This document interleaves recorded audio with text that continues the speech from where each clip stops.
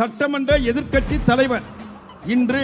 தமிழ்நாடு முதலமைச்சர் என மக்களின் ஆதரவுடன் பல்வேறு அரசியல் வளர்ச்சி படிக்கட்டுகளை தொட்டவரும் கழகத்தின் தலைவராக பொறுப்பேற்றது முதல் எதிர்கொண்ட 2019 நாடாளுமன்ற தேர்தல், 2020 ஊரக உள்ளாட்சி தேர்தல்,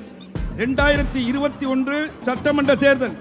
2022 நகர்ப்புற உள்ளாட்சி தேர்தல், 2024 நாடாளுமன்ற தேர்தல், இடைத்தேர்தல் களங்கள் என அனைத்திலும் மகத்தான வெற்றியை கழகம் பெற்றிடும் வகையில் வியூகத்தை வழங்கி அந்த வெற்றிக்கு ஓயாது உழைத்திட்டவரும் தமிழ்நாட்டு மக்களின் பேராதரவுடன் முதலமைச்சர் பொறுப்பை ஏற்று இந்தியாவுக்கே முன்னோடியான திட்டங்களை தமிழ்நாட்டில் செயல்படுத்தி வருவோருமான கழக தலைவர் மாண்புமிகு முதலமைச்சர் அவர்களுக்கு இந்த பொதுக்குழு தனது பாராட்டுதல்களை தெரிவித்துக் கொள்வதுடன் எதிர்வரும் 2026 சட்டமன்ற தேர்தலில் கழக கூட்டணி முழுமையான வெற்றி பெற்று கழக தலைவர் அவர்கள் தொடர்ந்து முதலமைச்சர் பொறுப்பேற்க நாம் அனைவரும் அயராது உழைப்போம் என இப்பொதுக்குழு உறுதியேற்கிறது.